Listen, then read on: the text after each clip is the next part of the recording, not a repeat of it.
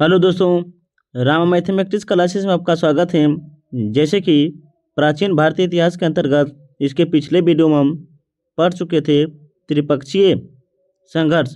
वो एक पीडीएफ के रूप में थे।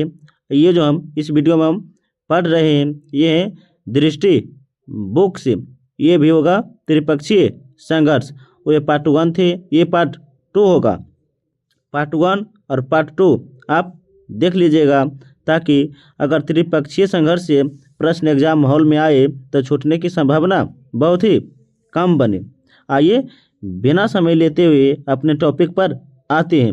अगर वीडियो अच्छा लगता है तो लाइक, सब्सक्राइब, कमेंट और साथ साथ अपने दोस्तों को साथ भी शेयर कीजिएगा। आइए देखते हैं आगे क्या। तो उत्तर भारत में 3 साम्राज्यों का काल 8वीं से 10वीं सदी के मध्य।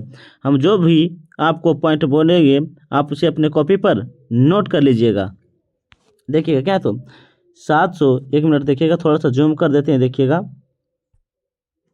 देखिए क्या। तो 750 से 1000 ईस्वी के मध्य उत्तर और दक्षिण भारत में कई शक्तिशाली साम्राज्यों का उदय हुआ है।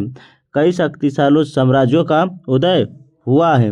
इनमें से 3 प्रमुख वंश थे जिन्होंने आपस में ही संघर्ष किया। एक कन्नौज पर अधिपत्य के लिए किया गया था। इनमें से एक पाल वंश था। क्या था? पाल वंश। जो इसका संस्थापक कौन है? तो गोपाल है। कौन है? गोपाल है, जिसका 9वीं सदी के मध्य पूर्वी भारत में एक शक्तिशाली राज्य बना था। 9वीं सदी के मध्य कौन? तो पाल वंश पूर्वी भारत में एक महत्वपूर्ण शक्तिशाली राज्य बना था। पश्चिम भारत और गंगा के उत्तरी घाटी में 10वीं सदी तक प्रतिहार राजवंश का प्रभुत्व था। किस वंश का? तो प्रतिहार राजवंश का प्रभुत्व था। उत्तर दक्षिण भारत में राष्ट्रकूट का वर्चस्व था, जो समय समय पर उत्तर के प्रदेशों पर भी अपना अधिकार स्थापित कर लेते थे।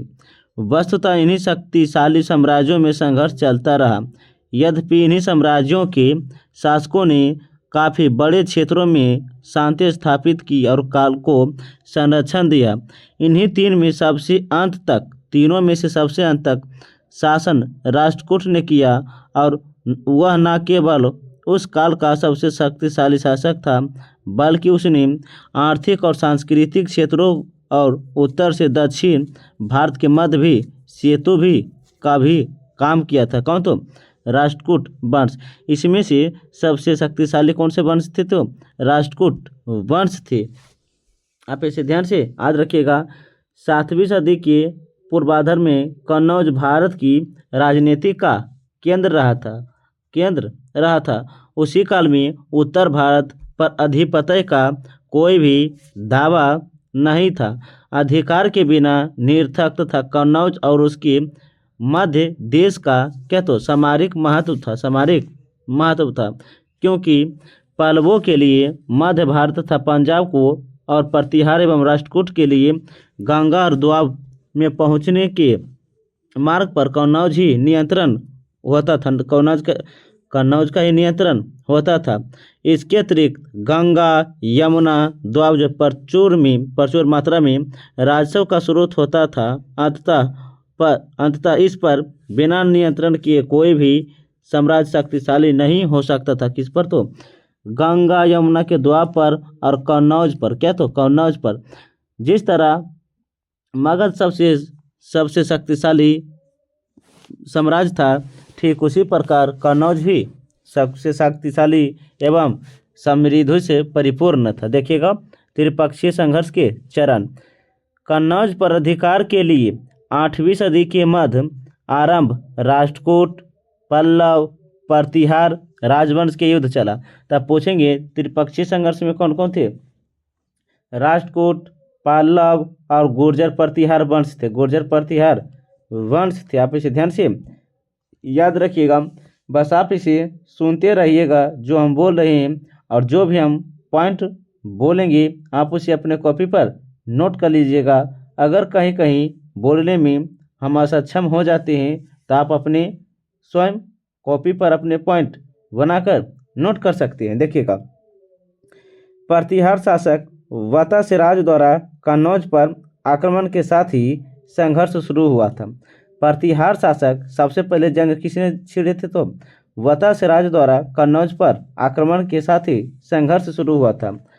कन्नौज का शासक क्या है? इंदिरा पराजित हुआ है। कन्नौज का शासक इंदिरा पराजित हुआ और उसने वत्स्य पर अधिकार कर लिया और क्या तो वत्स्य राज का अधिकार स्वीकार कर लिया। प्रतिहार गंगा सोन के संगम पर पहुंचे। प्रतिहार गंगा सोन के संगम पर पहुंच गए और पल्लवों अर्थात बंगाल के शासक के प्रभाव का प्रयास तक बढ़ गया। परिमाण स्वरूप युद्ध असंभव हो गया। युद्ध क्या तो असंभव हो गया। प्रतिहार नरेश वता सिराज और पाल नरेश धर्मपाल के मध्य उत्तर भारत पर विचार के लिए संघर्ष आरंभ हुआ। राष्ट्रकूट नरेश ध्रुव ने संघर्ष में हस्तक्षेप किया था। क्या तो हस्तक्षेप किया था? सबसे पहले वत्सराज को पराजित किया था। सबसे पहले वत्सराज को पराजित किया गया था। त्रिपक्षीय संघर्ष में राष्ट्रकूट ही दक्षिण की ऐसी पहली शक्ति थी जिसने उत्तर भारत की राजनीतिक हस्तक्षेप किया और उत्तर भारत पर आक्रमण किया। असंभव धर्मपाल ध्रुव का आधिपत्य स्वीकार कर लिया। अर्थात धर्मपाल जो था ध्रुव का आधिपत्य स्वीकार कर लिया, फिर दक्षिण को लौट गया। इन्हीं घटना में अंततः धर्मपाल लाभान्वित हुए। धर्मपाल ने घटनाओं का लाभ उठाते हुए कन्नौज पर आक्रमण किया और इंदिरा को अपरास्त कर दिया। अर्थात अपरास्त करके चक्रायुध को कन्नौज का शासक बनाया था। चक्रायुध को कन्नौज का शासक नियुक्त कर दिया। अर्थात इंदिरा को हटाकर चक्रायुध को बना दिया गया था। चक्रायुध ने धर्मपाल का आधिपत्य स्वीकार कर लिया। अर्थात धर्मपाल ने इंद्रयुध को हटाकर फिर किसे? चक्रायुध को ही बैठा दिया था। धर्मपाल ने उत्तरापथ स्वामीन की उपाधि धारण की थी। धर्मपाल ने कौन सी उपाधि धारण की थी? नोट कर सकते हैं, उत्तरापथ स्वामीन की उपाधि धारण की थी। हालांकि इन घटनाओं के बारे में स्पष्ट तिथि का अभाव यहाँ तक जानकारी नहीं मिलते हैं। देखिएगा, महत्वपूर्ण पॉइंट यहाँ से क्या है तो त्रिपक्षीय संघर्ष का दूसरा चरण जो है बंगाल का धर्मपाल एवं गुर्जर प्रतिहार का वत्स्य राज था। कन्नौज क्षेत्र में इसी समय का आयुध वंश के दोनों भाई क्या तो इंदिरायुध और चक्रायुध आपस में संघर्ष करते रहे। कन्नौज नरेश चक्रायुध का पाल नरेश के संरक्षण के लिए क्या तो कारण का स्वामित्व प्राप्त था। त्रिपक्षीय संघर्ष का तीसरा चरण में प्रतिहार शासक नागभट्ट द्वितीय ने 806 से 807 के आसपास कन्नौज पर अपना अधिकार कर लिया और चक्रायुध और धर्मपाल को पराजित करके 810 में कन्नौज को अपनी राजधानी बनाई। तब पूछेंगे प्रतिहार नरेश अर्थात कौन था? नागभट्ट द्वितीय ने 810 में कन्नौज पर अधिकार करके अपनी राजधानी बना लिया था। धर्मपाल अब राष्ट्रकूट तथा गोविंद तृतीय से मिल गया है। देखिएगा, धर्मपाल और राष्ट्रकूट राजा गोविंद तृतीय से मिल गया है तथा गोविंद तृतीय ने कन्नौज पर पुनः आक्रमण किया और नागभट्ट द्वितीय को पराजित भी कर डाला। इसके पश्चात गोविंद तृतीय वापस चले जाते हैं और प्रतिहार पालवों की प्रतिद्वंदिता पुनः प्रारंभ हो गई, जिसमें से पालों का पक्ष मजबूत रहा है। पालों का पक्ष क्या तो मजबूत रहा है। देखिएगा, एक मिनट। क्या तो इसी समय प्रतिहार वंश के शासन की बागडोर का अत्यंत पराक्रमिक शासक मिहिर भोज प्रथम के हाथों में चला जाता है। इसी ने प्रतिहार शासक का पुनः उत्थान किया। उसने 836 में कन्नौज पर आक्रमण किया। कन्नौज पर आक्रमण किया था। किसने? तो मिहिर भोज ने, किंतु देवपाल द्वारा इसे पराजित हो गया। देवपाल ने मिहिर भोज को पराजित कर दिया और 850 ईस्वी में देवपाल की मृत्यु के बाद पाल शक्ति का पतन होने लगा। तब पूछेंगे कि इस पाल वंश के शासक के मृत्यु के उपरांत देवपाल के पतन हो तो देवपाल के बाद होने लगी। इसी बीच मिहिर भोज ने अपना स्थिति सुदृढ़ कर ली। अंततः 1854 ईस्वी के आसपास कन्नौज पर पुनः आक्रमण किया था। इस समय राष्ट्रकूट शासक अमोघवर्ष ने हस्तक्षेप नहीं किया, क्योंकि चालुक्य शासक से उसका संघर्ष चल रहा था। कन्नौज पर अब प्रतिहार शासक शासन करने लगे। कन्नौज राष्ट्रकूट ने 2 बार आक्रमण किया। कन्नौज पर राष्ट्रकूट ने 2 बार आक्रमण किए। पहला इंद्र तृतीया के द्वारा 915 में तथा दूसरा आक्रमण कृष्ण तृतीया के 963 में किया था। देखिएगा, हम इसे दोबारा पुनः बोल देते हैं। कन्नौज पर राष्ट्रकूट ने 2 बार आक्रमण किए थे। कितने बार? तो 2 बार। पहला आक्रमण 915 में इंद्र तृतीया के काल में और दूसरा 963 में कृष्ण तृतीया के द्वारा। हालांकि प्रतिहार शासक ने अपना आधिपत्य करने में तो सफल ही रहे, किंतु जल्द ही उनका साम्राज्य पतन होने लगा। त्रिपक्षीय संघर्ष का अभाव। त्रिपक्षीय संघर्ष का अभाव देखिएगा, त्रिपक्षीय संघर्ष में 3 शक्तिशाली थे, प्रतिहार, राष्ट्रकूट, पाल।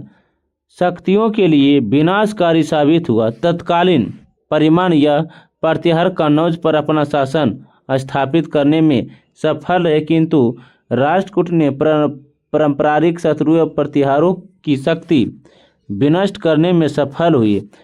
चूँकि पालों ने इसी संघर्ष को अपने पहले ही अलग कर लिया था, खोई हुई शक्ति को दोबारा प्राप्त करने में सफल नहीं रहा। फलस्वरूप उसने परिमाण में यह कि इससे उत्तरी भारत की शक्ति में फिर से गुटबंदी आरंभ हो गई है। उत्तर भारत की राजनीति में अब राजपूत शासकों का अभाव बढ़ने लगा तथा क्षेत्रीय राज्यों की संख्या में निरंतर वृद्धि होने लगी, जिससे कोई भी राजवंश उत्तर एवं दक्षिण भारत पर एकत्रित राज्य स्थापित नहीं कर सका और वह बाह्य शक्ति पर भारत का आक्रमण करने लगी है। जिसमें से देखेंगे 1 मिनट बंगाल पर पाल वंश। आइए कुछ हम लिखे पॉइंट में देखिएगा। बंगाल और बिहार पर लगभग किसका शासन था? तो पाल वंश का ही शासन था। पाल वंश का ही शासन था। 4वीं सदी तक शासन किया था। पाल वंश में भी अनेक शासन हुआ। पाल वंश का संस्थापक कौन है? तो गोपाल है।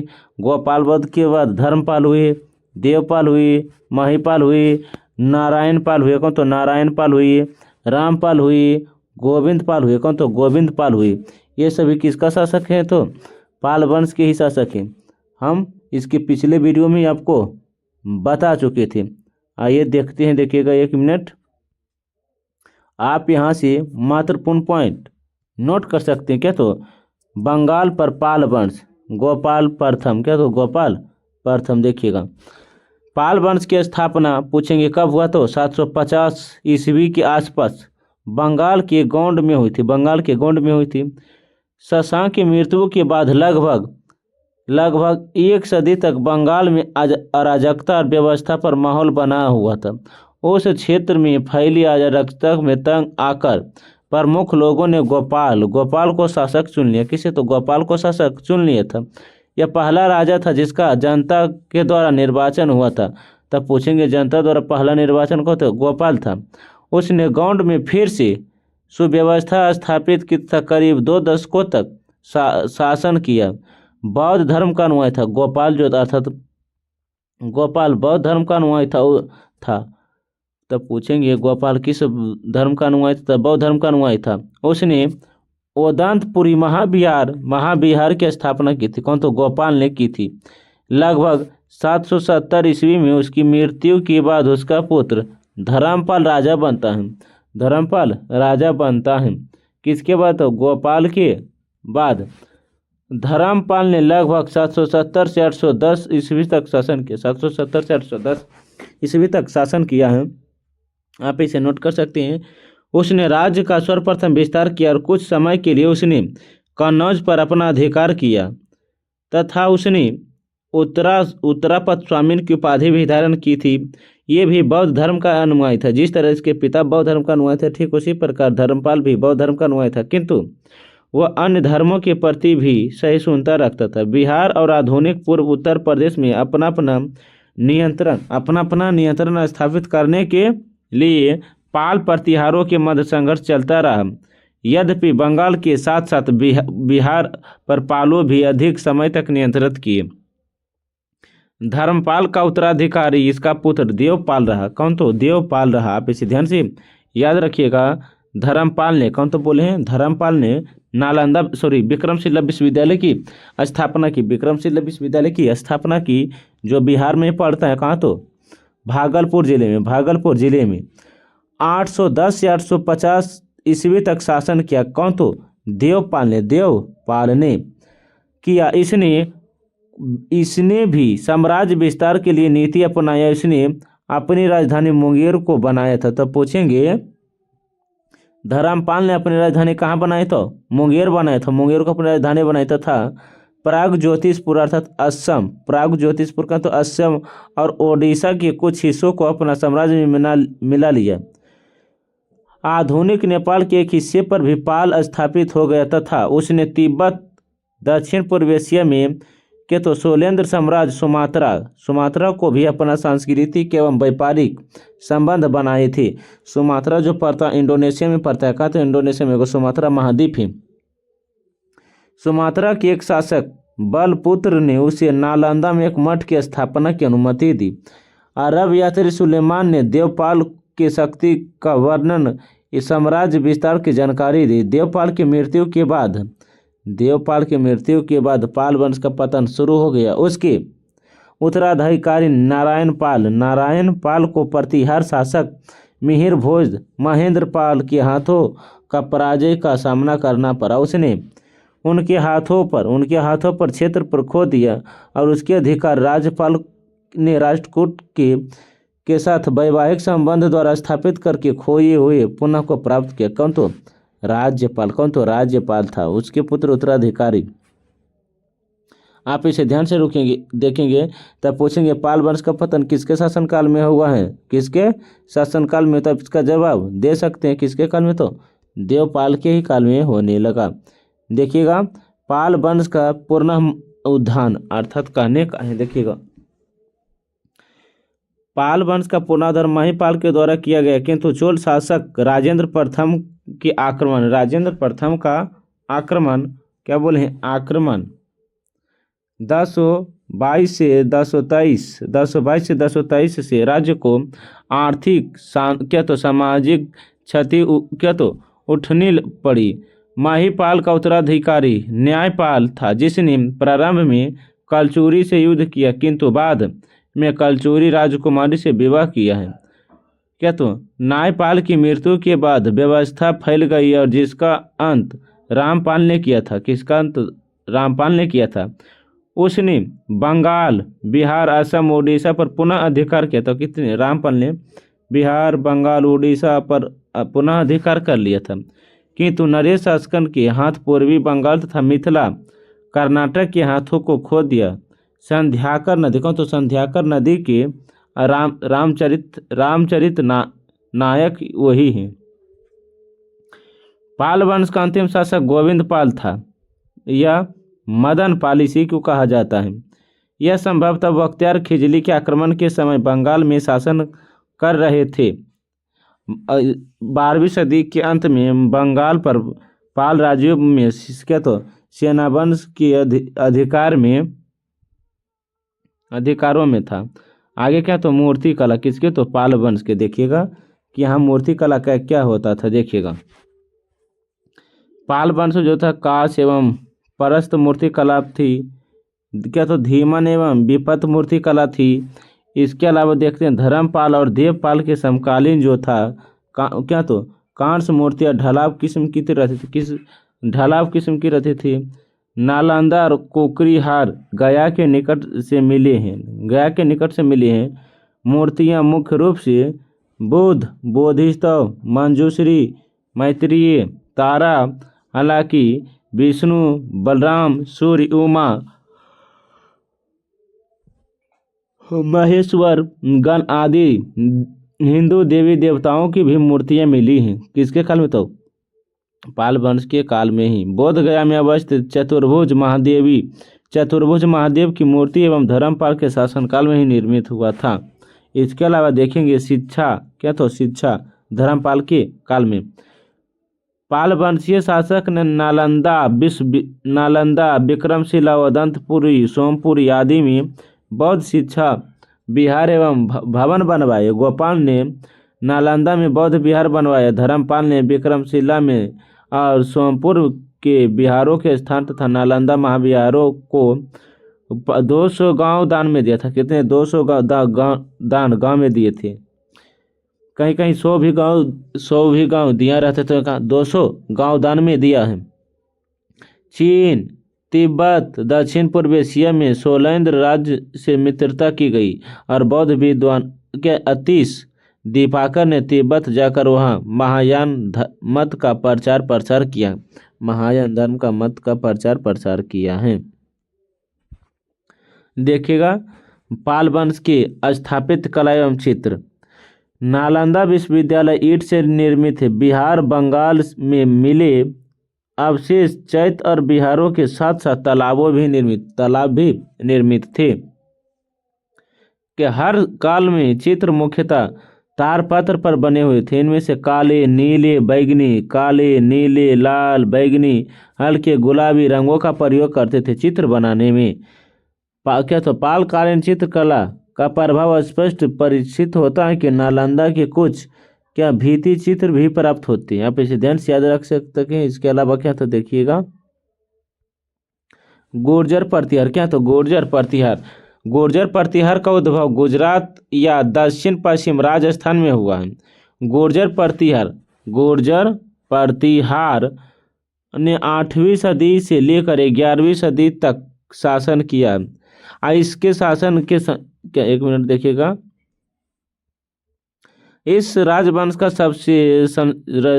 संस्थापक हरिश्चंद्र को माना जाता है। नागभट्ट प्रथम के कार्यकाल में प्रतिहारों की शक्ति और सुदृढ़ हो गई है। इस वंश के चौथे शासक वत्स राज ने प्रतिहार राज को साम्राज्य में बदलने का प्रयास किया, किंतु त्रिपक्षीय संघर्ष प्रारंभ हुआ। इतने में ही पाल प्रतिहार अपने अपने गुट में अलग हो गए थे। देखिएगा कि आगे क्या देखिएगा। प्रतिहार साम्राज्य का वास्तविक संस्थापक और इस वंश का महानतम शासक क्या तो मिहिर भोज है। कौन? तो मिहिर भोज है। उसने 636 ईस्वी के आसपास लगभग कन्नौज पर कब्जा कर लिया। कन्नौज प्रतिहार राज्य की स्थापना लगभग 1 सदी तक बनी रही। भोज ने पूर्व की ओर विस्तार करना चाहा, किंतु पाल शासक ने परास्त कर दिया। अरब यात्री के विवरणों से कुछ भी और महत्वपूर्ण जानकारी मिलती है, जिनमें से पाल शासक देवपाल की मृत्यु के पश्चात भोज ने पूर्व की ओर से अपना साम्राज्य का विस्तार किया। क्या तो भोज विष्णु का भक्त था। मिहिर भोज विष्णु का भक्त था।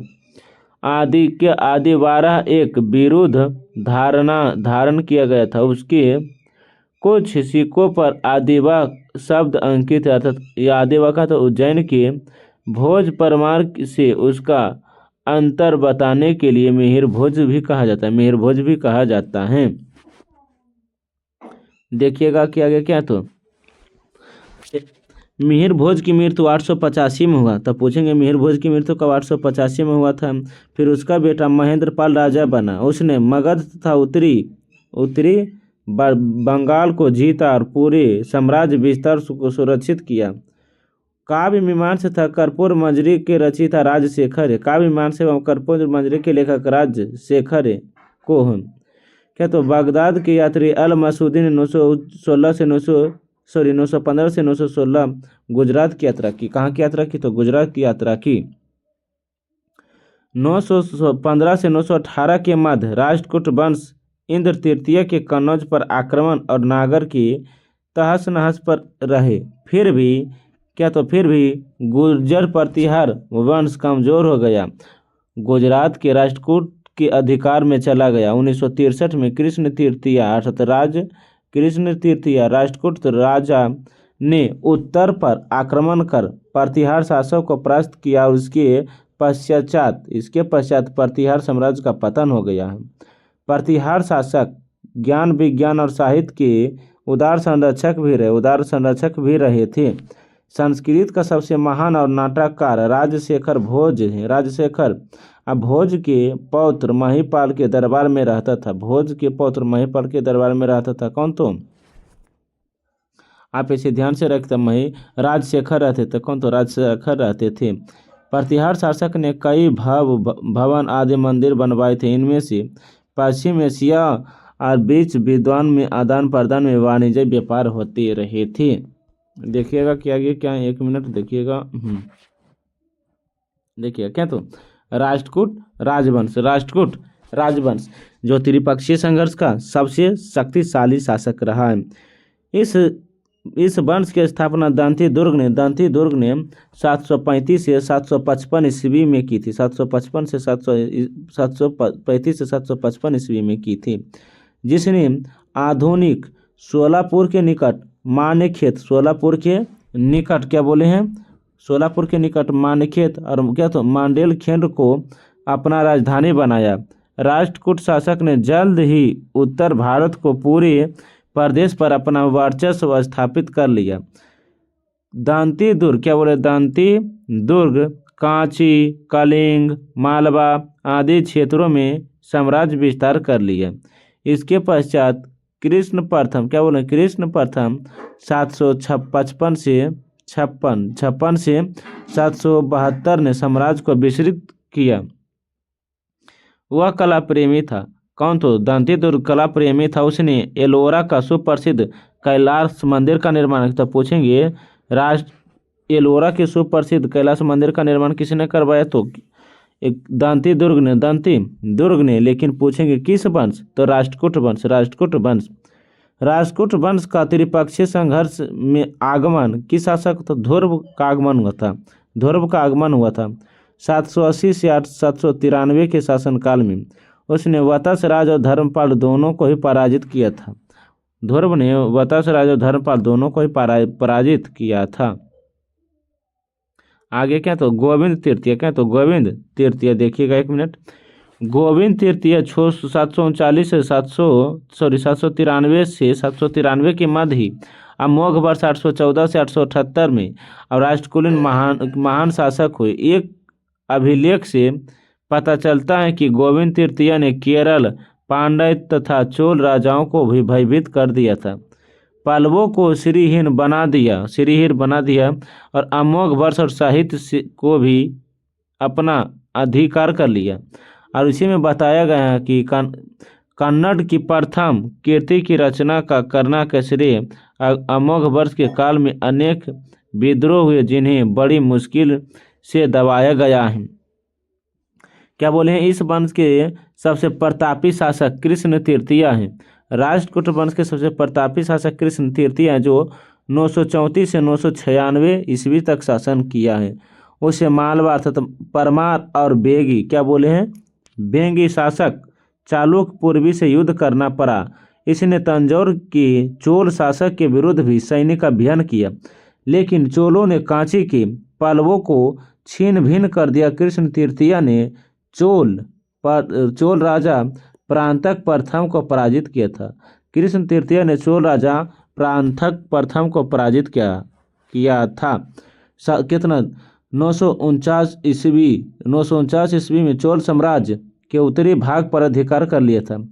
कृष्ण तृतीय की मृत्यु के पश्चात भी सभी विरोधी उत्तराधिकारी के खिलाफ एकजुट हो गई और 972 में राष्ट्रकूट को अपनी राष्ट्रकूट राजधानी मानेखेत को जीतकर उन्होंने आग लगा दी। इसी के साथ ही राष्ट्रकूट साम्राज्य का अंत हो गया।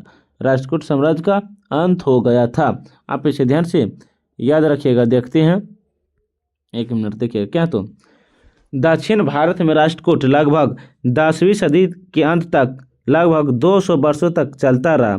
राष्ट्रकूट शासक धार्मिक सहिष्णुता थी। उन्होंने केवल शैव धर्म अर्थात वैष्णव धर्म को परिचय दिया, बल्कि जैन धर्म को भी बढ़ावा दिया। राष्ट्रकूट शासक कृष्ण प्रथम ने एलोरा में शिव मंदिर 9वीं सदी में बनाया था। 9वीं सदी में बनाया था। अमोघ वर्ष जैन मतानुयायी था। राष्ट्रकूट राजा काल और साहित्य के महान संरक्षक था। उनके दरबार में न केवल संस्कृत के विद्वान थे, बल्कि अनेक ऐसे कवि और लेखक भी थे जो प्राकृतिक अपभ्रंश में लिखते थे। महान अपभ्रंश कवि क्या तो स्वयंभू और उसके पुत्र राष्ट्रकूट दरबार में कवि भी रहते थे। इसी काल में प्रसिद्ध विद्या के केंद्र कन्हेरी बौद्ध विहार की चर्चा की जाती है। कन्हेरी बौद्ध विहार की चर्चा की जाती है। उन्होंने पल्लव स्थापत्य शैली की प्रेरणा ली और उसे अंतः स्वरूप प्रदान किया। ठोस चट्टानी को काटकर मंदिर बनवाने की कला इसी काल में अर्थात तो गुप्त काल में ही शुरू हुआ था। ध्यान से रखिएगा। देखिएगा क्या। तो गुप्त काल में कन्नड़ द्वारा संस्कृत भाषा में अनेक ग्रंथों की रचना की गई थी, जिनमें से जिनसेन, आदि पुराण एवं हरिवंश है, महावीर चार, गणित सार एवं संग्रहण है। अमोघ वर्ष के लेखक कविराज मार्ग हैं। देखिएगा विविध क्या। तो विविध में कुछ महत्वपूर्ण पॉइंट है। देखिएगा धर्म ये जो है त्रिपक्षीय संघर्ष से संबंधित विविध है। धर्मपाल एक उत्साही बौद्ध था। उसके लेखों में क्या तो परम सौगात कहा जाता है और उसकी राजसभा में प्रसिद्ध विद्वान हरिभद्र निवास करते हैं। देवपाल के अधिकारी क्या तो विग्रहपाल 450 से 454 ईस्वी ने अपने पुत्र नारायण के पक्ष में सिंहासन छोड़कर संन्यास ग्रहण कर लिए हैं। नारायण पाल ने शिव के सम्मान में 1000 मंदिरों का निर्माण करवाया। 1000 मंदिरों का निर्माण करवाया है। महिपाल प्रथम को पाल वंश का दूसरा संस्थापक माना जाता है। महिपाल को पाल वंश का दूसरा संस्थापक माना जाता है। इसी काल में राजेंद्र चोल ने बंगाल पर आक्रमण किया तथा शासक महिपाल को पराजित किया था। आगे देखते हैं। रामपाल के ही शासनकाल में कैवदों का विद्रोह हुआ था, जिसका उल्लेख रामपाल चरित्र में मिलता है। 9वीं सदी के मध्य सुलेमान यात्री ने पाल साम्राज्य को रुहामा कहा है। राष्ट्रकूट बादामी के चालुक्य के समांत थे। दांते दुर्ग क्या बोले हैं। दांते दुर्ग उज्जैन में हिरण्यगर्भ एवं महादान यज्ञ किया था, जिसमें प्रतिहार राजा ने द्वारपाल का काम किया था। राष्ट्रकूट शासक कृष्ण प्रथम ने 756 ईस्वी में शासक बना और जिसने बादामी के चालुक्य के अस्तित्व को पूर्ण रूप से नष्ट कर दिया है। राष्ट्रकूट शासक गोविंद तृतीय ने पल्लव, पांड्य, केरल, गंग राजाओं द्वारा बनाए गए संघ को भी ध्वस्त कर दिए। तो किसने। राष्ट्रकूट शासक गोविंद तृतीय ने। आइए देखते हैं आगे क्या है महत्वपूर्ण तथ्य। अमोघ वर्ष ने क्या बोले हैं। अमोघ वर्ष ने कविराज नामक कन्नड़ भाषा में एक काव्य की रचना की तथा मानखेत नामक पर नगर बसाया। इसकी जो राजधानी बनाया, इसी को राजधानी बनाया था। कृष्ण तृतीय ने रामेश्वर में कृष्णेश्वर एवं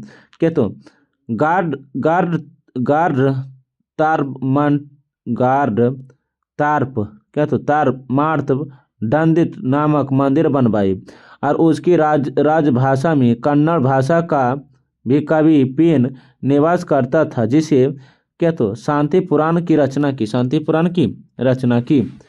974 से 975 में चालुक्य राजा तैलप द्वितीय ने राष्ट्रकूट वंश के शासक अंतिम शासक कर्क द्वितीय को परास्त करके राष्ट्रकूट वंश राज्य पर अधिकार कर लिया था। प्रतिहार शासक नागभट्ट प्रथम ने 770 से 756 में अरबों के आक्रमण को रोका था। ग्वालियर परिस्थिति में उसे मल्लेश भी कहा गया है। ग्वालियर परिस्थिति में जो पुलकेशिन द्वितीय से संबंधित उसे क्या तो मल्लेश भी कहा गया है। आप इसे ध्यान से याद रखिएगा। भोज वैष्णव धर्म के मेहर भोज वैष्णव धर्म का अनुयायी था जिसने आदिवास एवं प्रभास जैसी उपाधि धारण की, जो उसके द्वारा चलाए गए चांदी के द्वारा में एक सिक्के भी अंकित था। महेंद्र पाल प्रथम ने परम भट्टरामक महाधीराज एवं परमेश्वर जैसी उपाधि धारण की है। उसकी राज्यसभा में प्रसिद्ध विद्वान राजशेखर निवास करते थे जो इसके राजगुरु थे। राजगुरु ने कर्पूर मंजरी काव्य मीमांस क्या तो बल भारत क्या तो विशाल भंजिका बाल रामायण क्या तो भुवन कोश हरिविलास जैसे प्रसिद्ध रचना की। तो किसने तो राजशेखर ने। तब पूछेंगे हरिविलास भुवन कोश बाल रामायण ये सभी पुस्तक के लेखक कौन है? तो राजशेखर हैं। राजशेखर ने महिपाल को आर्यावर्त का महाराजा धीराज कहा है। हावेन सांग ने गुर्जर प्रतिहार को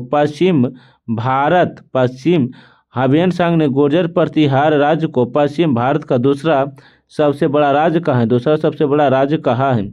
प्रतिहार वंश का अंतिम शासक यशपाल था जिसका निधन 1036 ईस्वी में हुआ है। यहाँ पे इसे ध्यान से याद रखिएगा। त्रिपक्षीय संघर्ष से जितने भी प्रश्न बनते हैं हम थ्योरी क्लास में करवा दिए हैं। आप उसे पॉइंट बनाकर अपने कॉपी पर नोट करते सकते हैं। अगर यहाँ से प्रश्न बने त्रिपक्षीय संघर्ष तो एग्जाम हॉल में छूटने की संभावना बहुत ही कम बने। अगर वीडियो अच्छा लगता है तो लाइक सब्सक्राइब कमेंट और साथ साथ अपने दोस्तों को साथ भी शेयर कीजिएगा। तब तक के लिए पढ़ने में मस्त रहिए, ज़बरदस्त रहिए। हम मिलते हैं एक नए वीडियो के साथ। तब तक के लिए धन्यवाद।